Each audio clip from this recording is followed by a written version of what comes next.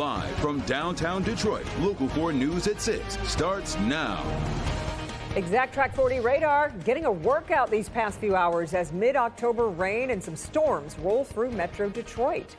Thank you so much for being with us here at 6. I'm Kimberly Gill. And I'm Ty Steele. A severe thunderstorm warning expired around 4:30 today, but we're still watching another line of rainy weather on its way and already here in some spots. Forewarned meteorologist Kim Adams here now with how this weather is developing. Kim. Well, that first line packed a bit more of a punch, but the second line is coming together pretty nicely. So the first line's off to our east. That's what came through around 4 or 5 o'clock and prompted that one severe thunderstorm warning. That was for around the Flat Rock area and a very small portion of Wayne and northern parts of Monroe counties. But right now we don't have any warnings at all. There are some gusty winds, though. Winds have been gusting around 40, even 50 miles per hour at times, which is below severe limits, but still pretty strong. So I want to go in a bit closer here. This is the secondary line that we've been tracking for the last couple of hours here as it's moved through parts of Milford. It was in Howell, now Milford, eventually making its way to West Bloomfield, Novi, and Plymouth within the next 15-20 minutes. So it's been moving to the east now at around 35, even 40 miles per hour. But we're going to put this on at about 30, 32, 33 miles per hour. Not picking up any cities there. So let's take the tracker off and redo that tracker line here so you can get a good idea. Again, moving to the east at about, I don't know, about 15 to 30 miles per hour, kind of speeds up and slows down. But otherwise, we're going to get a better tracker on this. For some reason, the tracker's not working right now, so we'll get a better tracker on it for you. But you might get some gusty winds here in the next 15-20 minutes in Novi, Plymouth, and also in Northville. We'll check back in with you in a bit, Kim. Thank you. The Grand Blanc Township fire chief is taken off the job, and some people are speaking up in his defense, calling that action unfair. Jamie Gent is on paid administrative leave right now, and his supporters believe it's because he spoke up about a potential safety issue. Erica Erickson went to Grand Blanc today in search of answers. Multiple sources say staffing levels here at the Grand Blanc Township Fire Department have gotten so dangerous that firefighters have gotten lucky several times, and they're worried next time they may not be so lucky. I need manpower up here ASAP. I have people trapped in the building. Not even a month after the horrific mass shooting and arson attack at the Church of Jesus Christ of Latter-day Saints in Grand Blanc Township. It's this email that has those with the township's fire department and community worried. The email coming from the township superintendent saying, quote, effective immediately. Chief Gent is on administrative leave until further notice, giving the fire chief's responsibilities to the township's deputy chief effective Monday. Multiple sources say this comes after the chief and union president have been vocal about dangerously low staffing levels, specifically the number of firefighters per shift and riding on each rig. While they say the standard recommendation is a minimum of 4 firefighters per truck in low volume areas, that can change with help. But sources say 100% of the time, the department runs with 3 or fewer firefighters, often 2. One source in fear of retaliation telling Local 4, quote, the department is nowhere near meeting the standard at all, and it shouldn't cost a chief his career, someone who is doing everything right. Another source, also afraid of retaliation, says the chief has been nothing but a great leader and says his leave is completely unwarranted. Local 4 trying to speak with the township superintendent, Dennis Limata. I will have to give him a call. He's on the other side. Only receiving a statement via email saying, quote, Grand Blanc Township has a long-standing policy against commenting publicly on any internal personnel matters out of respect for our employees. Meanwhile, president of the Michigan Professional Firefighters Union tells Local 4 in part, quote, following the horrific tragedy in Grand Blanc Township, our members remain committed to serving their community. Part of this service includes political action through meaningful dialogue with decision makers and residents about improving emergency services, staffing, and preparedness. Right now, a public meeting is scheduled for October 28th, and sources say those advocating for the chief all plan to be there.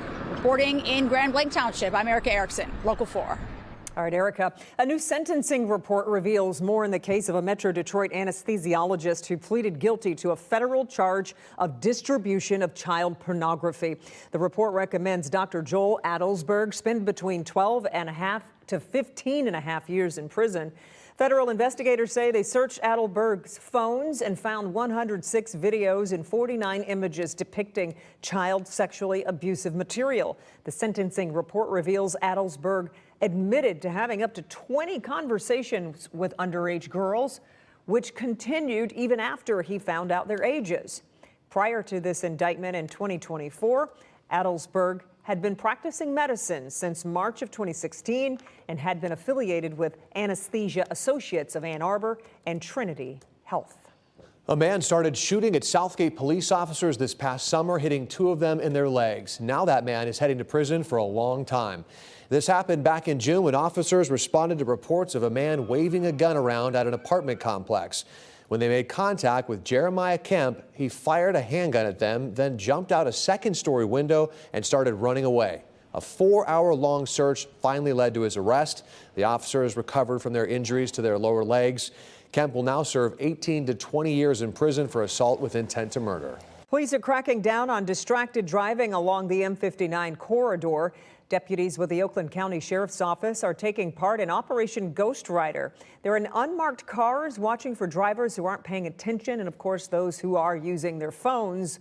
When they spot distracted drivers, they call in marked police cars to pull them over and promote safer driving habits. The operation is happening today and next week on Tuesday as well.